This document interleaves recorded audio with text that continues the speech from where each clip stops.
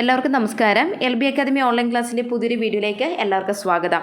അപ്പോൾ നമ്മുടെ 10ാം ക്ലാസ് വിദ്യാർത്ഥികൾ അല്ലെങ്കിൽ NIVSൽ 10ാം ക്ലാസ് പഠിക്കുന്ന വിദ്യാർത്ഥികളുടെ അടുത്ത പരീക്ഷ എന്ന് പറയുന്നത് ബിസിനസ് സ്റ്റഡീസ് ആണല്ലേ. അപ്പോൾ ബിസിനസ് സ്റ്റഡീസിലെ ഏറ്റവും പ്രധാനപ്പെട്ട കുറച്ച് ക്വസ്റ്റ്യൻ ആൻസേഴ്സ് ആണ് നമ്മൾ ഇന്നത്തെ വീഡിയോയിലൂടെ വിശകലനം ചെയ്യാനായിട്ട് പോകുന്നത്. സോ വീഡിയോയിലേക്ക് പോകുന്നതിന് മുൻപായിട്ട് നമ്മുടെ ചാനൽ ആദ്യമായിട്ട് ആരെങ്കിലും കാണുന്നവരുണ്ടെങ്കിൽ ചാനൽ ഒന്ന് സബ്സ്ക്രൈബ് ചെയ്യുക, ലൈക്ക് ചെയ്യുക, ദെൻ ഷെയർ ചെയ്യുക.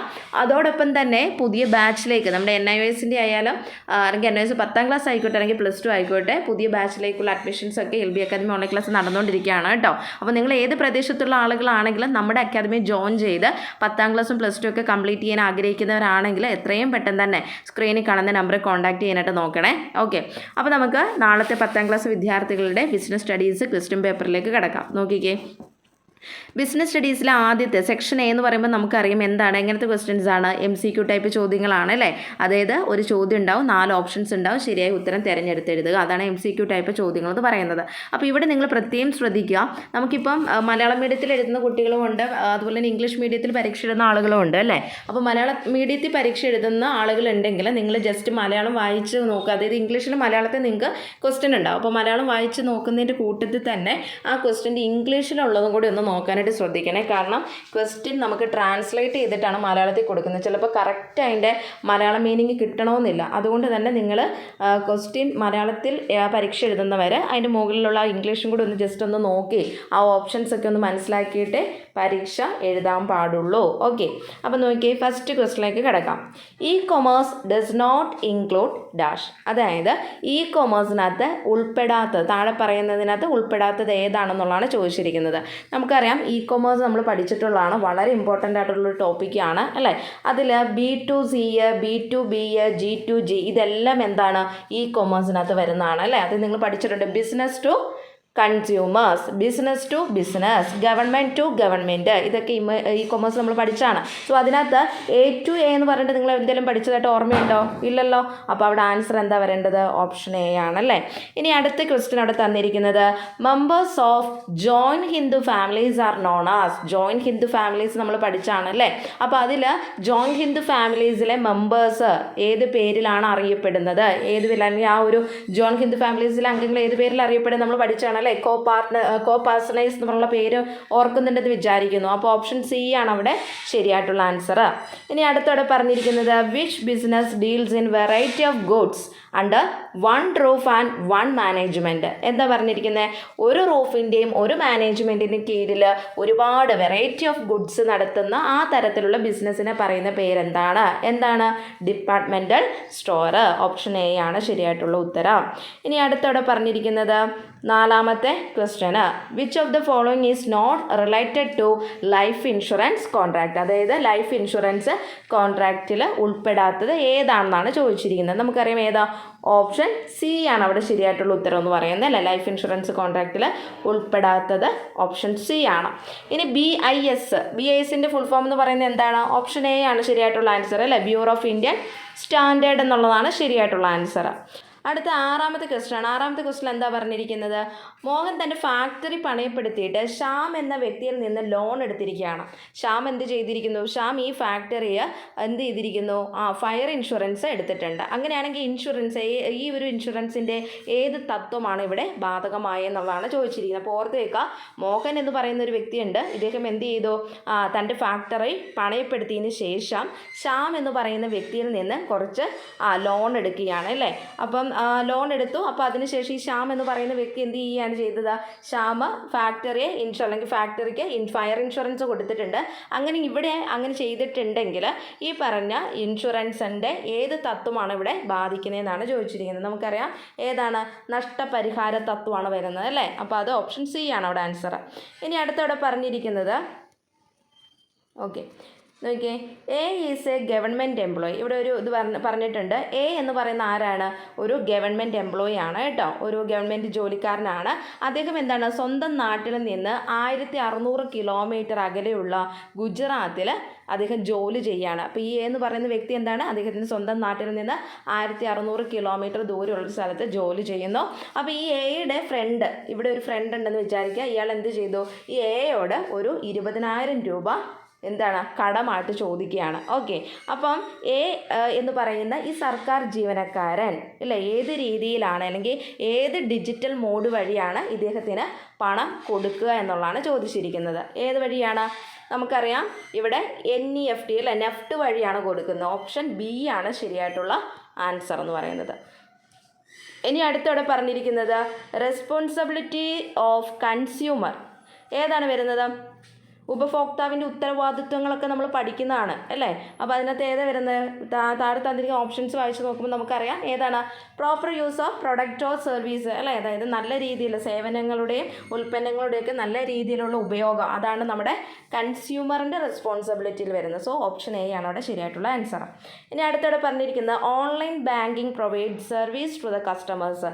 അതായത് ഓൺലൈൻ ബാങ്കിങ് കസ്റ്റമേഴ്സിന് എത്ര ടൈമാണ് സേവനങ്ങൾ നൽകുന്നതെന്നുള്ളതാണ്. എത്രയാണ്? 24 hours ഡേ. ഒരു ദിവസത്തിൽ തന്നെ 24 മണിക്കൂറാണ് അല്ലേ, നമുക്കറിയാവുന്നതാണ്. ഇനി അവിടെ പറഞ്ഞിരിക്കുന്നത് the type of trade which is totally depended upon advertisement is called dash. എന്താണ്? പരസ്യത്തെ പൂർണ്ണമായിട്ട് ആശ്രയിച്ച് നടത്തുന്ന വ്യാപാര രീതി അല്ലെങ്കിൽ ട്രേഡ് ഏതാണെന്നാണ് ചോദിച്ചിരിക്കുന്നത്. ഏതാണ്? Mail order business. Option B ആണ് അവിടെ ശരിയായിട്ടുള്ള ആൻസർ. ഇനി അടുത്തത് ബിസിനസ് ആൻഡ് പ്രോഫിറ്റ്. അതായത് നമുക്കറിയാം ഒരു ബിസിനസ്സിന് പ്രോഫിറ്റ് നേടണമെന്നുണ്ടെങ്കിൽ ആ ബിസിനസ്സിന് എന്തൊക്കെ വേണം? ഇൻകം ഉണ്ടായിരിക്കണം, ഗ്രോത്ത് ഉണ്ടായിരിക്കണം, റിസ്ക് ടേക്കിംഗ് അല്ലേ, റിസ്ക് എടുക്കാനുള്ള ഒരു ഇതും വേണം അല്ലേ. അപ്പോൾ അതുകൊണ്ട് തന്നെ നമുക്കവിടെ ഓപ്ഷൻ ഡി ആണ് അവിടെ ആൻസർ ആയിട്ട് വരുന്നത്. അപ്പോൾ ഒരു ബിസിനസ്സിന് പ്രോഫിറ്റ് നേടണമെന്നുണ്ടെങ്കിൽ ഗ്രോത്ത്, ഇൻകം, റിസ്ക് ഇതെല്ലാം ആവശ്യമാണ്.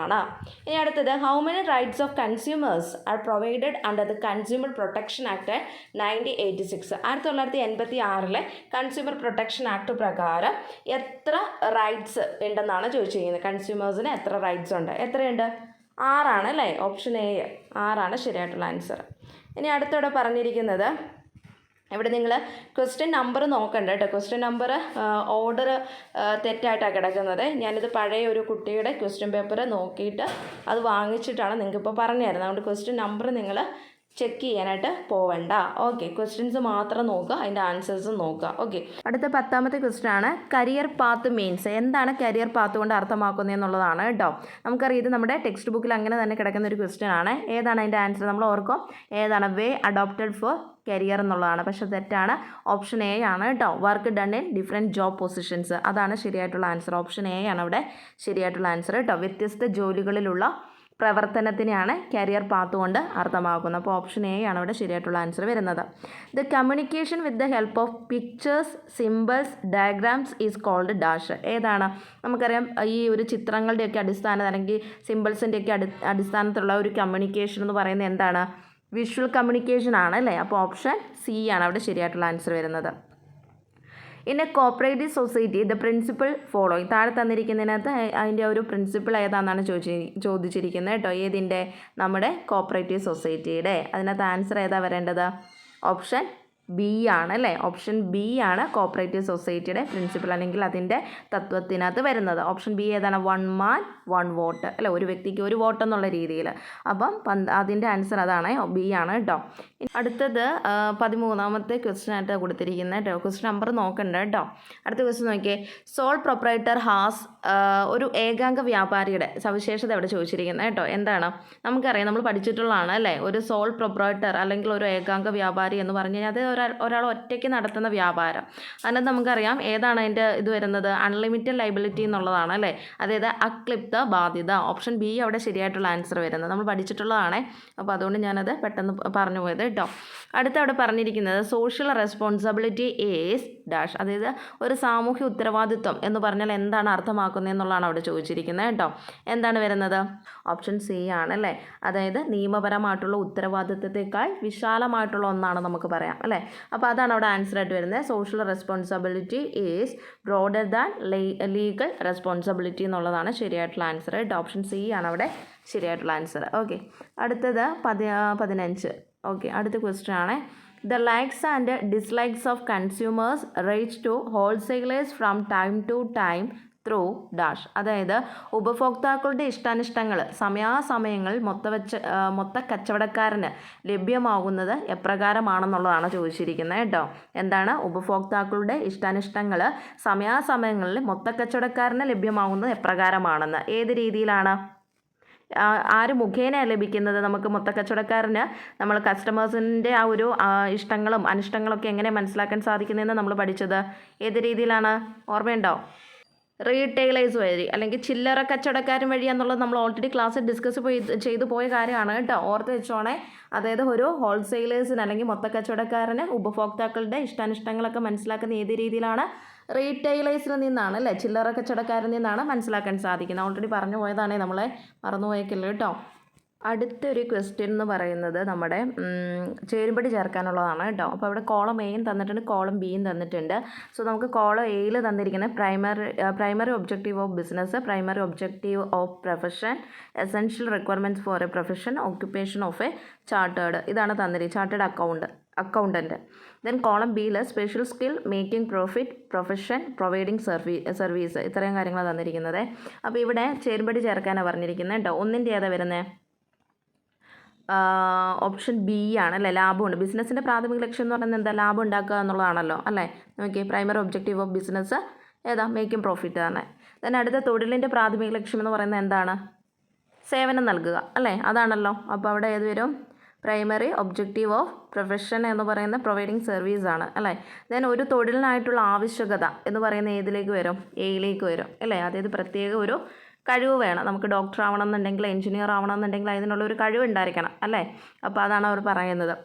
ദെൻ ചാർട്ടേഡ് അക്കൗണ്ടിൻ്റെ തൊഴിൽ എന്താണ് വരുന്നത്? എന്താ? സി അല്ലേ, 4 സിയിലേക്കും വരും. അപ്പോൾ ഇങ്ങനെയാണ് വരുന്നത് കേട്ടോ ചേരുപടി ചേർക്കാനുള്ളത്. ഇനി അടുത്ത അവിടെ fill in the blanks by using appropriate words. താഴെ തന്നിരിക്കുന്നത് നോക്കിയിട്ട് കറക്റ്റായിട്ടുള്ള രീതിയിൽ അവിടെ വിട്ടുപോയ ഭാഗം പൂരിപ്പിക്കാനാണ് പറഞ്ഞിരിക്കുന്നത് കേട്ടോ. അപ്പോൾ നോക്കിയേ എന്താ തന്നിരിക്കുന്നത്? First question, ability to handle is necessary in most clerical jobs. ഏതാ വരേണ്ട അവിടെ ആൻസറായിട്ട്? അതായത് ഒട്ടുമിക്ക ക്ലറിക്കൽ ജോലികൾക്കും ഡാഷ് കൈകാര്യം ചെയ്യാനുള്ള പരിജ്ഞാനം ആവശ്യമാണെന്ന്. ഏതാണ്?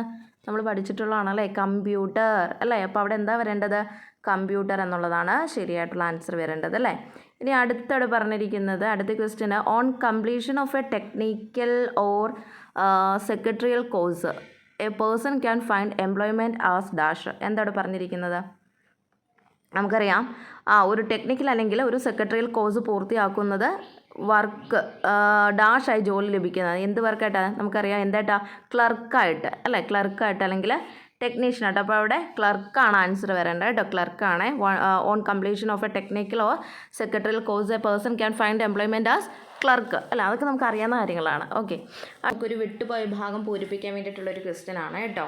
എന്താ തന്നിരിക്കുന്നത്? Indian oil corporation and ONGC are the examples of dash എന്നാണ് പറഞ്ഞിരിക്കുന്നത്. അതായത് ഇന്ത്യൻ ഓയിൽ കോർപ്പറേഷനും ഈ പറയുന്ന ONGC ഒക്കെ എന്താണ്? ഇന്നത്തിന് എക്സാമ്പിൾ ആണെന്ന്. എന്തിന് എക്സാമ്പിൾസ് ആയിട്ട് നമുക്ക് പറയാം? പബ്ലിക് സെക്ടർ അണ്ടർടേക്കിങ്സ് ഇല്ലേ. അപ്പോൾ പബ്ലിക് സെക്ടർ അണ്ടർടേക്കിങ്സിന് എക്സാമ്പിൾ ആണെന്ന് പറയാം അല്ലേ. അതാണ് ഇന്ത്യൻ ഓയിൽ കോർപ്പറേഷനും ONGC എന്ന് പറയുന്നത്. ഇനി അതേപോലെ തന്നെ അവിടെ വേറൊരെണ്ണം പറയുന്നുണ്ട്.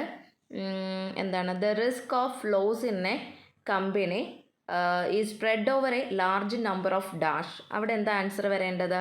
ഷെയർ ഹോൾഡേഴ്സ് ഓർ മെമ്പേഴ്സ് എന്നാണ് കേട്ടോ അവിടെ ആൻസർ വരേണ്ടത്. ഒരു കമ്പനിയിൽ നഷ്ടത്തിനുള്ള സാധ്യത ധാരാളം ഡാഷിൽ ലാഭിച്ചിരിക്കുന്നു അല്ലേ. നമുക്ക് risk of loss in a company is spread over a large number of ആരിലൊക്കെയാണ്? ഷെയർ ഹോൾഡേഴ്സ് അല്ലെങ്കിൽ മെമ്പേഴ്സിലാണ്. ഓൾറെഡി നമ്മൾ പഠിച്ചു പോയ കാര്യമാണ് കേട്ടോ.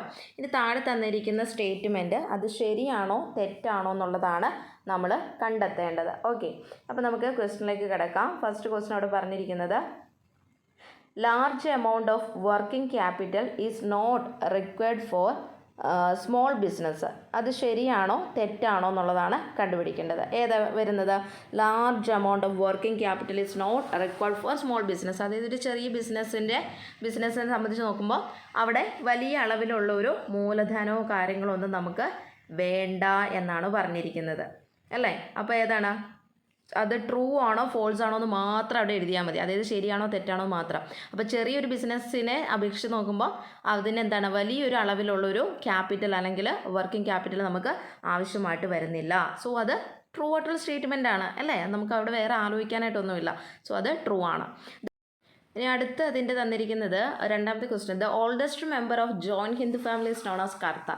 അതായത് ഒരു ജോയിൻറ്റ് ഹിന്ദു ഫാമിലിയിലെ ഏറ്റവും മൂത്ത ആൾ അല്ലേ, നമുക്കറിയാം അദ്ദേഹമാണ് എന്തെന്ന് പറഞ്ഞാൽ ആ വീട്ടിലെ കർത്ത എന്നറിയപ്പെടുന്നത് അല്ലേ. അപ്പോൾ അതും ട്രൂ ആണ് കേട്ടോ. അപ്പോൾ ഇവിടെ നിങ്ങൾക്ക് ഓൾഡസ്റ്റ് മെമ്പർ എന്ന് കണ്ടിട്ട് നിങ്ങളവിടെ എന്താണ് തെറ്റാന്ന് എഴുതാൻ നിൽക്കേണ്ട. കാരണം ഓൾഡസ്റ്റ് ഉദ്ദേശിക്കുന്നത് പഴയ ആൾ അല്ലേ, പഴയ ആളെന്ന് പറയുമ്പോൾ ഏറ്റവും മുതിർന്ന ആളാണല്ലോ അല്ലേ. അപ്പോൾ അതുകൊണ്ട് തന്നെ നമുക്ക് അത് ട്രൂ ആണെന്ന് തന്നെ പറയാവുന്നതാണ് കേട്ടോ. ഇനി അതേപോലെ തന്നെ അടുത്ത ഒരു സ്റ്റേറ്റ്മെൻറ്റ് അവിടെ തന്നിട്ടുണ്ട്. അതിൽ നിന്ന് നമ്മൾ എന്ത് ചെയ്യണം, ശരിയായിട്ടുള്ള പ്രസ്താവനയാണോ അതോ തെറ്റായിട്ടുള്ള പ്രസ്താവനയാണോ എന്ന് എഴുതാൻ വേണ്ടിയിട്ടുള്ള ക്വസ്റ്റ്യൻ ആണ് കേട്ടോ. അപ്പോൾ അവിടെ ക്വസ്റ്റ്യൻ തന്നിരിക്കുന്നത് നോക്കിയേ. ഫസ്റ്റ് ക്വസ്റ്റ്യന് ഇപ്പോൾ ഇതേപോലത്തെ തന്നെയാണ്, അതായത് ഇപ്പോൾ നമ്മൾ കണ്ട ക്വസ്റ്റ്യൻസ് പോലെ തന്നെയാണ്, ട്രൂ ഓർ ഫോൾസ് തന്നെയാണ് ഇവിടെയും ചോദിച്ചിരിക്കുന്നത് കേട്ടോ. അപ്പോൾ അവിടെ നമുക്ക് തന്നിരിക്കുന്ന ക്വസ്റ്റ്യൻ ഇപ്രകാരമാണ്. എന്താണ്, losses caused by uncertain events of insured goods have to be ബോണ്ട് ബൈ ബിസിനസ്മെൻ ദംസെൽസ് അല്ലേ. അതായത് അനിശ്ചിത സംഭവങ്ങളിൽ ഉണ്ടാകുന്ന നഷ്ടങ്ങളൊക്കെ വ്യാപാരികൾ എന്ത് ചെയ്യണം, സ്വന്തമായിട്ട് തന്നെ വഹിക്കേണ്ടതാണ് എന്നുള്ളതാണ് പറഞ്ഞിരിക്കുന്നത്. ശരിയാണോ തെറ്റാണോ എന്ന്, എന്താ ശരിയാണോ? അതായത് ഇപ്പം നമ്മൾ പ്രതീക്ഷിക്കാതിരിക്കുന്ന സമയത്ത് നമുക്ക് ഓരോ ബിസിനസ്സിലുണ്ടാകുന്ന നഷ്ടങ്ങളൊക്കെ ഉണ്ടല്ലോ, തീപിടുത്തമായിക്കോട്ടെ അങ്ങനെയുള്ള കാര്യങ്ങളൊക്കെ വരുമല്ലോ. അങ്ങനെയുള്ള കാര്യങ്ങളൊക്കെ വരുമ്പോൾ ആ ഒരു ലോസസൊക്കെ വ്യാപാരികൾ സ്വന്തമായിട്ട് തന്നെ വഹിക്കണമെന്ന്, അത് ശരിയാണോ? അത് തെറ്റാണ് അല്ലേ, ഫോൾസ് സ്റ്റേറ്റ്മെൻ്റ് ആണ് അല്ലേ. അപ്പോൾ അതിന് വേണ്ടിയിട്ടാണ് നമ്മൾ ഇൻഷുറൻസ് കാര്യങ്ങളൊക്കെ എടുക്കുന്നത്, അതുകൊണ്ട് അത് തെറ്റാണ്. ഇനി അടുത്തോടെ പറയുന്നത് some risk can be taken care of by precaution such as risk of break down of machinery. എന്താ പറഞ്ഞിരിക്കുന്നത്, അതായത് യന്ത്ര സാമഗ്രികളും മറ്റും തകരാറാവുന്നതിൻ്റെയൊക്കെ വഴി ഉണ്ടാകുന്ന നഷ്ടങ്ങളൊക്കെ നമുക്ക് നല്ല രീതിയിൽ തന്നെ അല്ലെങ്കിൽ ആ ഒരു കുറച്ച് അതിന് വേണ്ടിയിട്ടുള്ള കെയറും കാര്യങ്ങൾ അല്ലെങ്കിൽ അതിന് വേണ്ടിയിട്ടുള്ള മുൻകരുതലുകളൊക്കെ എടുത്തു കഴിഞ്ഞിട്ടുണ്ടെങ്കിൽ നമുക്ക് അങ്ങനെയുള്ള കാര്യങ്ങളൊക്കെ കുറയ്ക്കാനായിട്ട് സാധിക്കുമെന്ന്. അത് ശരിയാണോ തെറ്റാണോ എന്നാണ്. എന്താ ശരിയാണ് അല്ല, അതിപ്പോൾ ട്രൂ ആണ്. കാരണം നമുക്ക് മെഷീൻസ് വഴി ഉണ്ടാകുന്ന അല്ലെങ്കിൽ അങ്ങനെയുള്ള കാര്യങ്ങളൊക്കെ അങ്ങനെയുള്ള ഉണ്ടാകുന്ന നഷ്ടങ്ങളൊക്കെ നമ്മളൊരു മുൻകരുതലുകൾ എടുത്തു കഴിഞ്ഞാൽ നമുക്കത് കുറയ്ക്കാൻ സാധിക്കും അല്ലേ. അപ്പോൾ അതുകൊണ്ട് അത് ട്രൂ ആണ് നമുക്ക് പറയാം. ഇനി അടുത്ത അവിടെ പറഞ്ഞിരിക്കുന്ന വിട്ടുപോയ ഭാഗം പൂരിപ്പിക്കാൻ വേണ്ടിയിട്ടാണ്. നോക്കിയേ, വിട്ടുപോയ ഭാഗം നമ്മൾ തന്നെ ഫില്ല് ചെയ്ത് കൊടുക്കണം. അവിടെ ഓപ്ഷൻസ് ഒന്നും നമുക്ക് തന്നിട്ടില്ല, നമ്മൾ തന്നെ എന്ത് ചെയ്യണം, അവിടെ ഫില്ല് ചെയ്ത് കൊടുക്കണം. ഓക്കെ, അപ്പോൾ നോക്കിയേ ഫസ്റ്റ് ക്വസ്റ്റ്യൻ. ഇപ്പോൾ മലയാളത്തിൽ എഴുതുന്നവർ മലയാളത്തിൽ അത് കൊടുത്താൽ മതി കേട്ടോ. ഇംഗ്ലീഷിൽ എഴുതുന്നവർ ഇംഗ്ലീഷിൽ അവിടെ വിട്ടുപോയ ഭാഗം പൂരിപ്പിച്ച് കൊടുക്കാനായിട്ട് ശ്രദ്ധിക്കുക. ഓക്കെ, അപ്പോൾ അവിടെ നോക്കിക്കേ, അവിടെ എന്താ ക്വസ്റ്റ്യൻ തന്നിരിക്കുന്നത്, the economic activity in which one is engaged on a regular basis is called his or her dash അല്ലേ. അതായത് നമുക്കറിയാം ഒരാൾ അല്ലേ, അതായത് ഏതെങ്കിലും ഒരു എക്കണോമിക് പരമായിട്ടുള്ള ആക്ടിവിറ്റിയിൽ അല്ലെങ്കിൽ സാമ്പത്തികപരമായിട്ടുള്ള പ്രവർത്തനത്തിൽ ഒരാൾ ഏർപ്പെടുകയാണെങ്കിൽ എങ്ങനെയാണ്, engaged on A regular basis അല്ലേ. അതായത് റെഗുലർ ആയിട്ടുള്ള രീതിയിൽ അദ്ദേഹം ഏർപ്പെടുകയാണെങ്കിൽ അദ്ദേഹത്തിനെ നമുക്ക് അല്ലെങ്കിൽ അവൾ അല്ലേ, അവളെ നമുക്ക് എന്തെന്ന് പറയാനായിട്ട് പറ്റും, അത് അവളുടെ എന്തെന്ന് പറയാം, ഒക്യുപ്പേഷൻ ആണെന്ന് നമുക്ക് പറയാം അല്ലേ, അല്ലെങ്കിൽ കച്ചവടമാണെന്ന് നമുക്ക് പറയാവുന്നതാണ്. ഇനി അതേപോലെ രണ്ടാമത്തെ question, professional body regulates every profession by laying down the dash for all professionals. എന്താ അവിടെ വരേണ്ടത്, അവിടെ എന്താ വരേണ്ടത്, അതെന്താ പറഞ്ഞിരിക്കുന്നത്, എല്ലാ അംഗങ്ങൾക്കും അല്ലേ ഡാഷ് ബാധകമാക്കിക്കൊണ്ട് ഓരോ വിദഗ്ധ തൊഴിലിനെയും അതിൻ്റെ പ്രാതിനിധ്യ സംഘടന നിയന്ത്രിക്കുന്നു. എന്ത് വെച്ചിട്ടാണ്, നമ്മൾ ഓൾറെഡി പഠിച്ചിട്ടുണ്ടോ, അതിൻ്റേതായിട്ടുള്ള റൂൾസ് അല്ലേ, നിയമങ്ങൾക്കനുസൃതമായിട്ടുള്ള രീതിയിൽ എല്ലാവർക്കും ഒരേ നിയമമാണ് ബാധകം അല്ലേ. അപ്പോൾ അതുകൊണ്ട് നമുക്ക് എങ്ങനെ കോഡ് ഓഫ് റൂൾസ് എന്ന് വേണമെങ്കിൽ നമുക്കിവിടെ പറയാവുന്നതാണ്. ഓക്കെ, അല്ലെങ്കിൽ നിയമങ്ങൾ എന്ന് പറഞ്ഞാൽ ഒരേ നിയമം എന്നുള്ള രീതിയിൽ കൊടുക്കാം. ഇനി അടുത്തൊരു ക്വസ്റ്റ്യൻ മാച്ച് ദി ഫോളോയിങ് ആണ് കേട്ടോ. നോക്കി, കോളം എ തന്നിട്ടുണ്ട്, കോളം ബി തന്നിട്ടുണ്ട്, എളുപ്പമുള്ളതാണ്. Environmental pollution, air pollution, water pollution, smog, ഇതാ തന്നിരിക്കുന്നത്. ഓപ്ഷൻ കോളം ബിയിൽ എന്താ തന്നിരിക്കുന്നത്, mixture of smoke, dust and fog, responsible for noise pollution, presence for unwanted substances in the atmosphere causing inconvenience, imbalance in the proportion of gases and dust particles in air, then aeroplanes വന്നിട്ടുണ്ട് കേട്ടോ എയിലെ, അത് പറയാൻ വിട്ടുപോയതാണ്. Contamination of water due to excessive presence of harmful substances, ഇതാണ് നമുക്ക് ചേരുംപടി ചേർക്കാൻ വേണ്ടി തന്നിരിക്കുന്നത്. നോക്കിയേ, ഇത് ഇവിടെ നോക്കിയാൽ മതി. പരിസ്ഥിതി മലിനീകരണം, ഇത് നമ്മുടെ പുസ്തകത്തിൽ അങ്ങനെ തന്നെ കിടക്കുന്ന ക്വസ്റ്റ്യൻ ആണ്, നമ്മൾ ഓൾറെഡി പറഞ്ഞു പോയതാണ് അല്ലേ. അപ്പോൾ നോക്കിയാൽ എന്തൊക്കെയാണ് വരുന്നത്, ഒന്നിൻ്റെ ആൻസർ ഇതിലേക്ക് വരാം. പരിസ്ഥിതി മലിനീകരണം അല്ലേ, ഏതാ, അനാവശ്യ പദാർത്ഥങ്ങൾ കലർന്ന് അന്തരീക്ഷം മലിനമാകുന്ന, ഇത് അസൗകര്യമുണ്ടാക്കുന്നത് ഒന്ന്. അപ്പോൾ ഒന്നും സി ആണ്. ദെൻ വായുമലിനീകരണം ഏതിലേക്ക് വരും, ഡിയിലേക്ക് വരും. ഇതേ വാതക പൊടിപടലങ്ങളിൽ ആനുപാതിക അളവിലുണ്ടാകുന്ന അസന്തുലിതാവസ്ഥ. ജലമലിനീകരണം മൂന്ന് ഏതിലേക്ക് വരും, ദോഷകരമായിട്ടുള്ള പദാർത്ഥങ്ങൾ ചേർന്ന് അല്ലേ, അപ്പോൾ അതിലേക്ക് വരും. അതായത് 3 ഇയിലേക്ക് വരും. ദെൻ 4 മൂടൽമഞ്ഞ് ഏതിലേക്ക് വരും, ഏതിലേക്കാണ് വരുന്നത്, എയിലേക്ക് വരും അല്ലേ. അപ്പോൾ എങ്ങോട്ട് വരും, ഇത്. ദെൻ അടുത്തത് 5 വിമാനങ്ങൾ ഇതിനകത്താട്ടോ വരുന്നത്, ഓൾറെഡി അറിയാം, ശബ്ദമലിനീകരണമാണല്ലേ. അപ്പോൾ അതാണ് അതിൻ്റെ ആൻസറായിട്ട് വരുന്നത്. ഇനി ഇവിടെ പിന്നെ ഇങ്ങനത്തെ ക്വസ്റ്റ്യൻസ് ഒക്കെ ഉണ്ടാവും കേട്ടോ. ഇതുണ്ടോ, XYZ ലിമിറ്റഡ് എന്ന പടക്ക നിർമ്മാണ കമ്പനി പുതിയ ഉൽപ്പന്നങ്ങൾ പുറത്തിറങ്ങി. അത് മടിയന്മാരായിട്ടുള്ള ഉപഭോക്താക്കളെ വളരെയേറെ ആകർഷിച്ചു. ഈ ഉൽപ്പന്നങ്ങൾക്ക് മതിയായ മാർഗനിർദ്ദേശങ്ങൾ ഉപയോഗത്തിനായിട്ട് നൽകിയിരുന്നില്ല. അതുമൂലം കുറേയേറെ അപകടങ്ങളൊക്കെ സംഭവിച്ചു. എന്നിരുന്നാലും കമ്പനി ഉൽപ്പന്നങ്ങൾ വിപണിയിൽ നിന്ന് പിൻവലിച്ചില്ല. ഇവിടെ XYZ എന്ന കമ്പനി അവഗണിച്ച മൂല്യങ്ങൾ ഏവ എന്നുള്ളതാണ് ചോദിച്ചിരിക്കുന്നത് കേട്ടോ. അപ്പോൾ ഇങ്ങനത്തെ ക്വസ്റ്റ്യൻസ് ഒക്കെ ഉണ്ടാവും. പിന്നെ അതുപോലെ തന്നെ ഇവിടെ ചോദിച്ചിരിക്കുന്നത് ലാഭത്തിന് വേണ്ടിയുള്ള സാധനങ്ങളുടെ സേവനങ്ങളുടെ വിൽപ്പനയോ കൈമാറ്റമോ മാത്രമാണ് ബിസിനസ് എന്ന് പറയുന്നത്. ഈ പ്രസ്താവനയോട് നിങ്ങൾ യോജിക്കുന്നുണ്ടോ? അങ്ങനെ യോജിക്കാൻ പറ്റുമോ നമുക്ക്? ഇല്ല അല്ലേ. എന്താണ്, ലാഭം മാത്രമാണോ നോക്കേണ്ടത്? അല്ല, കസ്റ്റമേഴ്സിൻ്റെ ഇതും കൂടെ നോക്കണം അല്ലേ. അപ്പോൾ അതെല്ലാം പറഞ്ഞിട്ട് വേണം ആൻസർ എഴുതാനായിട്ട്. ഓക്കെ, ഇനി അടുത്തത് അവിടെ പറഞ്ഞേക്കുന്നത് അംഗങ്ങളുടെ ബാധ്യതയുടെ അടിസ്ഥാനത്തിൽ ഏകാംഗ വ്യാപാരം, അതുപോലെ തന്നെ HUF അല്ലേ, ഹിന്ദു ജോയിൻറ്റ് ഫാമിലി, അതുപോലെ തന്നെ ജോൺ സ്റ്റോക്ക് കമ്പനി.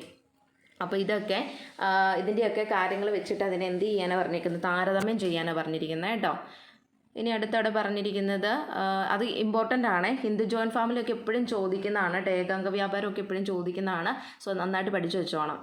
ഇനി അവിടെ പറഞ്ഞിരിക്കുന്നത് business is essentially a social institution and not merely a profit making activity explain. അതായത് ബിസിനസ് എന്ന് പറയുന്നത് എന്താണ്, ഒരു സാമൂഹ്യ സ്ഥാപനമാണ് അല്ലേ. അപ്പം ഇത് കേവലം ഒരു ലാഭം ഉണ്ടാക്കുന്ന പ്രവർത്തനമല്ല. അതിനെ ബേസ് ചെയ്തിട്ട് നിങ്ങളോട് എക്സ്പ്ലനേഷൻ കൊടുക്കാനാണ് പറഞ്ഞിരിക്കുന്നത്. ഇതൊക്കെ നമുക്ക് അറിയാവുന്ന കാര്യങ്ങളാണ്. പിന്നെ അവിടെ എന്താണ്, വീണ്ടും ഒരു വിട്ടുപോയ ഭാഗം പൂരിപ്പിക്കാൻ വേണ്ടി കൊടുത്തിട്ടുണ്ട്. ബിസിനസ്സിൻ്റെ ഉടമയായിട്ട് വിജയിക്കണമെങ്കിൽ ആ വ്യക്തിക്ക് ബിസിനസ്സിനെ കുറിച്ച് അറിവുണ്ടാകണം അല്ലേ.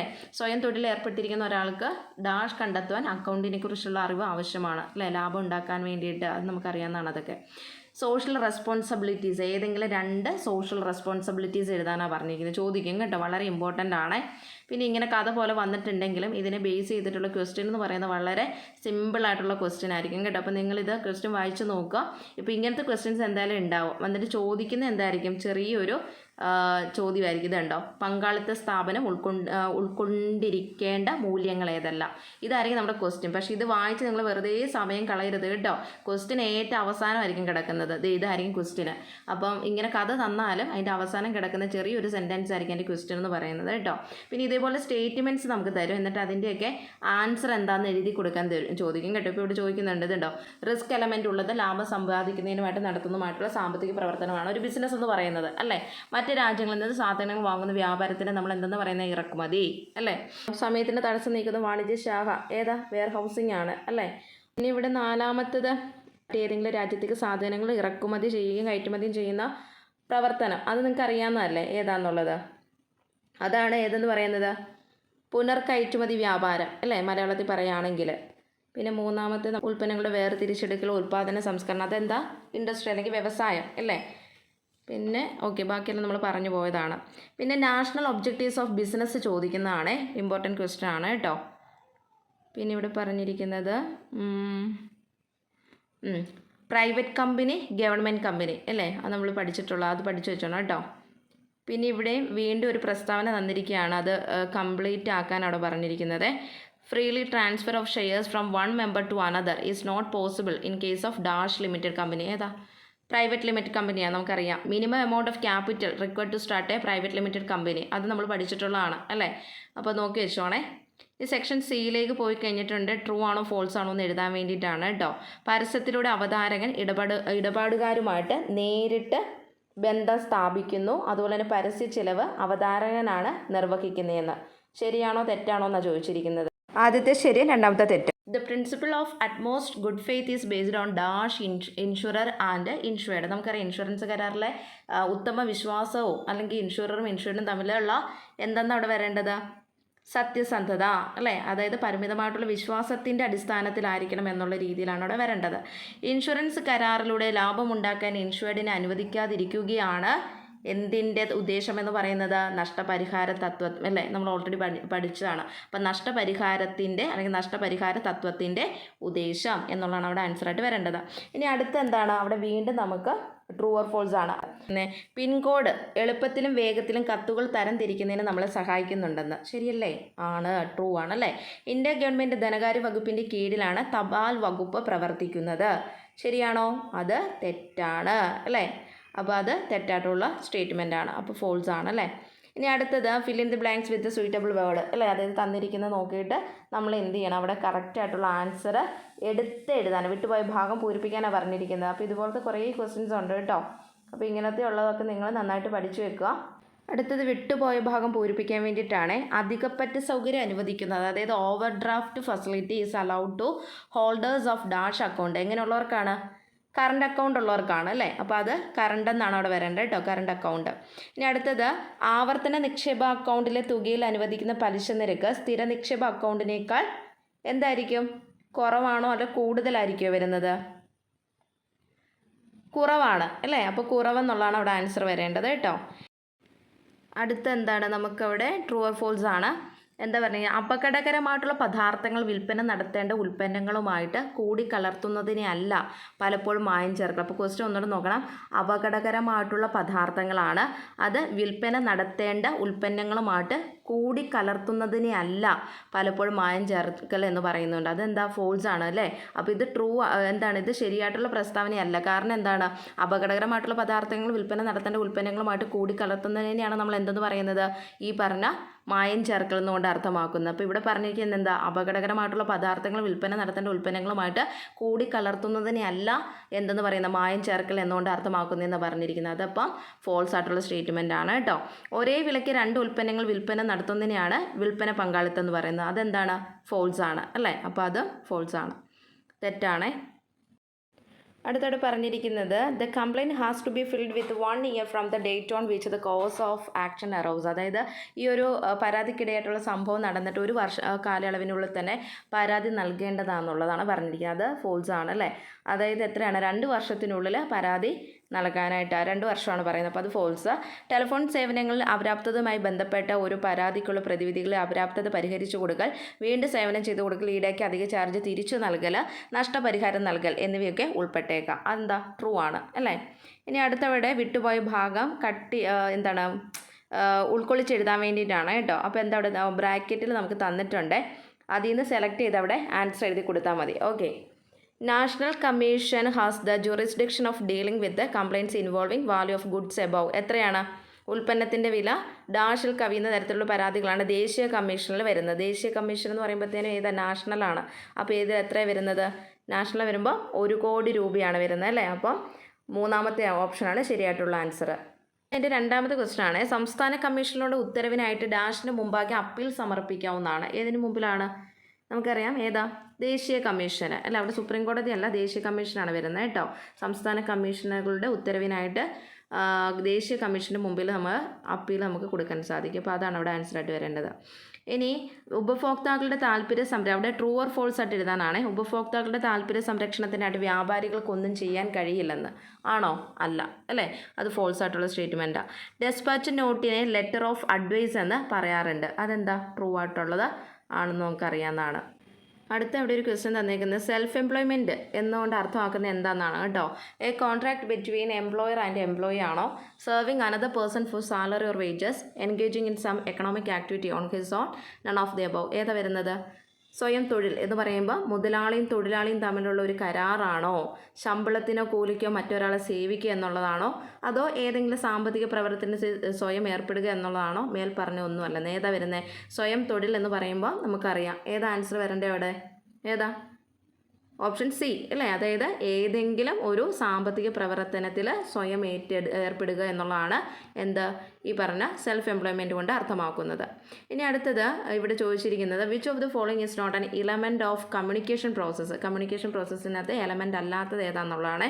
ഏതൊക്കെയാണ്? അയക്കുന്നയാൾ, സ്വീകർത്താവ്, സന്ദേശം, പ്രേക്ഷകനിൽ നിന്നല്ലാതെയുള്ള പ്രതികരണം. ഏതാ നോക്കിക്കേ, സെൻഡർ ആണോ, റിസീവർ ആണോ, മെസ്സേജ് ആണോ, feedback to other than a sender. ഏതാ നമുക്ക് കറക്റ്റായിട്ട് അറിയാം. ഓപ്ഷൻ ഡി അല്ലേ ആൻസർ വരുന്നത് അല്ലേ. ഇതൊക്കെ എന്താണ്? കമ്മ്യൂണിക്കേഷനകത്തെ എലമെൻറ്റ്സ് ആണ്. ഓൾറെഡി പഠിച്ച കാര്യങ്ങളാണ് ഇതെല്ലാം അല്ലേ. ഇനി അടുത്തവിടെ ശരിയാണോ തെറ്റാണോ എന്ന് എഴുതാൻ വേണ്ടിയിട്ടാണ്. Marine insurance contracts are ordinary contracts while life insurance contracts of indemnity. അതായത് നമ്മുടെ മറൈൻ ഇൻഷുറൻസ് എന്ന് പറയുന്നത് കണ്ട് ഇവിടെയൊക്കെ നിങ്ങൾ മലയാളം നോക്കി മകൻ്റെ ഇൻഷുറൻസ് എന്ന് പറഞ്ഞാൽ കൊടുത്തിരിക്കുന്നത്. ഇതാണ് ഞാൻ പറഞ്ഞത്, ശ്രദ്ധിച്ചോണോ എന്ന് പറഞ്ഞിരിക്കുന്നത് കേട്ടോ.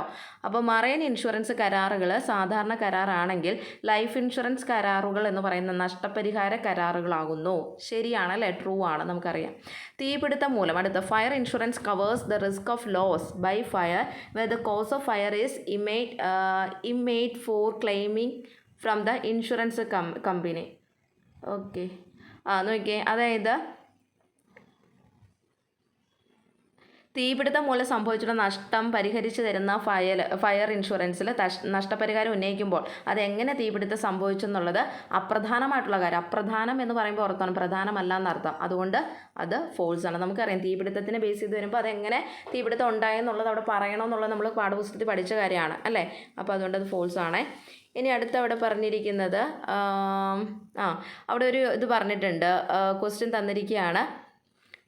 തൻ്റെ ഫാക്ടറിയുടെ സുരക്ഷയ്ക്ക് വേണ്ടിയിട്ട് ശുഭം അല്ല എന്താണ് ലോൺ എടുത്തെന്നാണ് പറഞ്ഞിരിക്കുന്നത്. അങ്ങനെയാണെങ്കിൽ എവിടെ നിന്നാണ്? സൗരഭിൽ നിന്ന് ലോൺ എടുത്തു.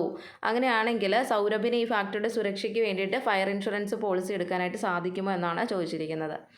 അതേപോലെ തന്നെ which form of business is suitable for following types of business why. അതായത് താഴെ തന്നിരിക്കുന്നതിനകത്ത് ഏതൊക്കെ തരത്തിലുള്ള ബിസിനസ്സാണ് ഇവിടെ അനുയോജ്യമായിട്ടുള്ളത്? Beauty parlour, small retail outlet, hotels അല്ലേ. എന്താ ബ്യൂട്ടി പാർലർ ആകുമ്പോൾ സ്വയം തൊഴിലാണ്, നമുക്കറിയാം.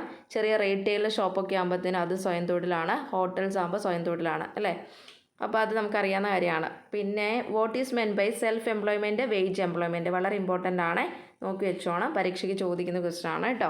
അപ്പോൾ ഇത്രയുമാണ് നമ്മുടെ ബിസിനസ് സ്റ്റഡീസിലെ പ്രധാനപ്പെട്ട ക്വസ്റ്റ്യൻസ്. അപ്പോൾ നിങ്ങൾ നന്നായിട്ട് പഠിച്ചിട്ട് പരീക്ഷ എഴുതുക, ഒന്നും പേടിക്കാനില്ല. കാരണം നമുക്ക് എല്ലാം എന്താണ് ഈ പറഞ്ഞ പുസ്തകത്തിൽ നിന്ന് ഡയറക്റ്റായിട്ട് വന്നിരിക്കുന്ന ക്വസ്റ്റ്യൻസ് ആണ് കേട്ടോ. അതുകൊണ്ട് നന്നായിട്ട് പഠിക്കാനായിട്ട് നോക്കുക, നല്ലൊരു മാർക്ക് സ്കോർ ചെയ്യാനായിട്ട് സാധിക്കട്ടെ. നാളെ ബിസിനസ് സ്റ്റഡീസിൻ്റെ പരീക്ഷ 10ാം ക്ലാസ്സുകാർക്ക് എന്തായാലും എളുപ്പമായിരിക്കും എന്ന് തന്നെയാണ് ഞാൻ പറയുന്നത്. ഈ പറഞ്ഞ ക്വസ്റ്റ്യൻസ് ഒക്കെ നോക്കിയിട്ട് പോകണം കേട്ടോ. നമ്മളിപ്പോൾ ക്വസ്റ്റ്യൻ പേപ്പർ ജസ്റ്റ് ഒന്ന് വിശകലനം ചെയ്ത് തന്നെന്ന് മാത്രമേ ഉള്ളൂ, നിങ്ങൾക്ക് മനസ്സിലാകുന്നതിന് വേണ്ടിയിട്ട്. ഓക്കെ, അപ്പോൾ നിങ്ങൾക്ക് ക്ലാസ്സുകളൊക്കെ പ്രയോജനകരമാകുന്നുണ്ടെങ്കിൽ നിങ്ങൾ എന്താ ചെയ്യേണ്ടത്? വീഡിയോ കാണുമ്പോൾ തന്നെ ലൈക്ക് ചെയ്യാനും അതുപോലെ തന്നെ നിങ്ങളുടെ ഫീഡ്ബാക്കുകൾ അറിയിക്കാനായിട്ട് ശ്രദ്ധിക്കുക.